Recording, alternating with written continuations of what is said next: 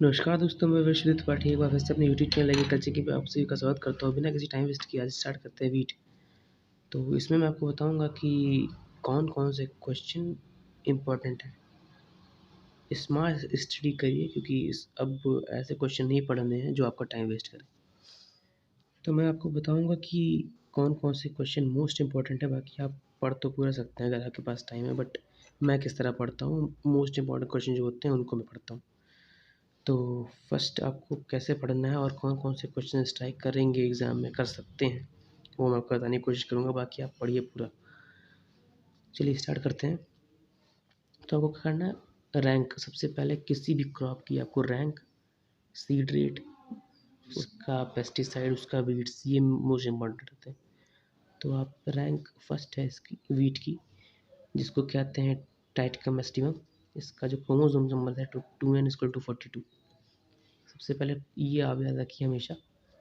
आप ऐसे याद करिए कि वीट टीए, आप हर चीज़ का एक शॉर्ट फॉर्म बनाइए। तो WTA 2n=42, ठीक है। WTA 2n=42। तो अगर आप ऐसे याद करेंगे किसी भी क्रॉप का तो आपको स्ट्राइक करेगा, जब आपके पास क्वेश्चन आएगा तो अपना एक खुद का आप बनाइए कोड। तो फर्स्ट रैंक है वीट की सीरियल क्रॉप्स में, ठीक है, both respect area and production दोनों में, एरिया प्रोडक्शन दोनों में। इसको किंग्स ऑफ सीरियल्स भी कहते हैं, ये भी याद रखिए। Next, second most crops area and production after rice, rice के बाद सेकंड है। First rank cereals both and area production cereals में, ठीक है। अब क्या करना है, अब इसको आपको नहीं पढ़ना है, क्या नहीं पढ़ना है, cereals drive from Roman word Ceres and goddess of grain, ये सब नहीं पढ़ना आपको, ये सब कहीं नहीं आएगा मतलब मेरे ख्याल से, बाकी आप याद कर सकते हैं। तो नेक्स्ट पढ़ते हैं प्रोटीन, दैट इज देखिए wheat contains spongy proteins gluten, जिसको ग्लूटेन कहते हैं, ये मोस्ट इंपॉर्टेंट है, इससे क्वेश्चन बनते हैं। This is the complex of gliadin and glutenin, ठीक है, which is essential for baking, baking में यूज़ होता है, ठीक। ग्लूटेन सब ये सब नहीं याद करना, ग्लूटेन हार्मफुल है ये तो पता सबको, जैसे कि जब आप आटा वाटा लेते हैं उसमें लिखा रहता है। तो ग्लूटेन याद रखिए कि चिल्ड्रंस के हेल्थ के लिए ख़राब है, बाकी क्वेश्चन बहुत मुश्किल है आने के लिए। Wheat protein rich in नायासिन and thymine, ये याद रखिए, ये क्वेश्चन आ सकता है, ये इंपॉर्टेंट है। नायासिन है और थायमिन है, तो ये दोनों चीज़ वीट प्रोटीन में पाई जाती है। वीट इन्फ्लोरेसेंस, किसी भी क्रॉप का इन्फ्लोरेसेंस अगर दिया हो तो उसको आप जरूर याद करिए क्योंकि वो क्वेश्चन में आ सकता है। तो एज ईयर और spike, spike and seed is caryopsis, ठीक है, ये आप याद रखिए।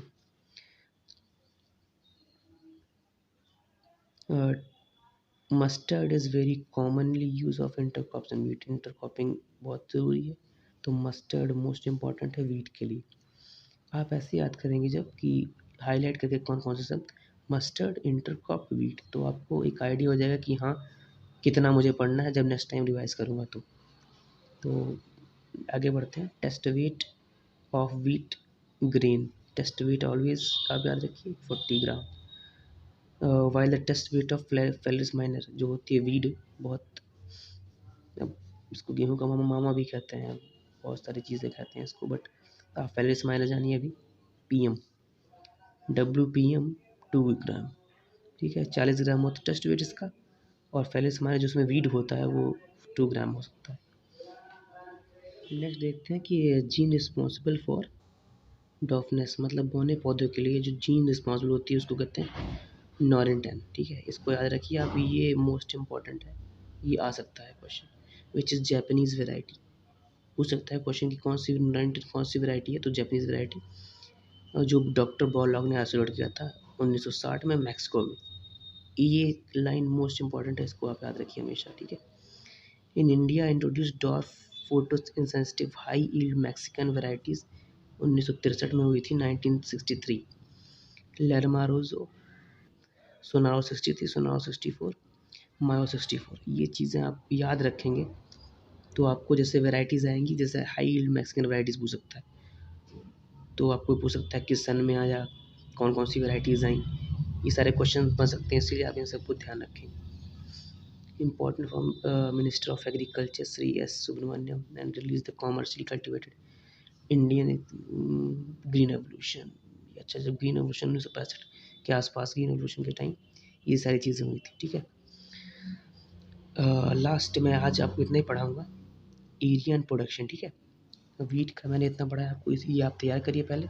इसमें से जो भी क्वेश्चन आपको लगे कि हाँ आ सकता है, उसको आप पॉइंट आउट करिए, और जो क्वेश्चन आपको लगे कि मुझसे पूछना है वो आप कमेंट बॉक्स में लिख दीजिए, मैं आपको उसकी आंसर बताने की कोशिश करूँगा, ठीक है।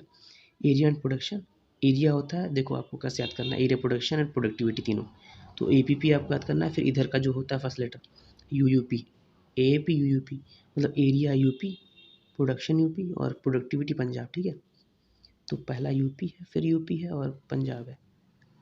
तो UP फिर MP फिर पंजाब एरिया में, प्रोडक्शन में है उत्तर प्रदेश, पंजाब और हरियाणा, प्रोडक्टिविटी में है पंजाब सिर्फ और हरियाणा। पंजाब बहुत ज़्यादा करता है प्रोडक्टिविटी के, मतलब उत्पादन उत्पादन क्षमता दोनों मतलब अलग अलग चीज़ें हैं, तो इनको आप डिफरेंस पहले इसमें देखिए क्या होता है, ठीक है। तो एरिया के हिसाब से मतलब क्षेत्रफल के हिसाब से UP सबसे ज़्यादा है, प्रोडक्शन उत्पादन के हिसाब से UP सबसे ज़्यादा, प्रोडक्टिविटी क्षमता जो है वो पंजाब के पास सबसे ज़्यादा है। तो ठीक है, आप इतना पढ़िए, उसके बाद कमेंट बॉक्स में अगर कोई दिक्कत हो तो लिखिए मुझे। और thank you so much for watching, और सेफ़ रहिए। कोरोना बहुत तेज़ी से फैल रहा है, तो प्रिकॉशंस लीजिए, सैनिटाइज़र, मास्क यूज़ करिए, गैदरिंग कम करिए, और best of luck for your future.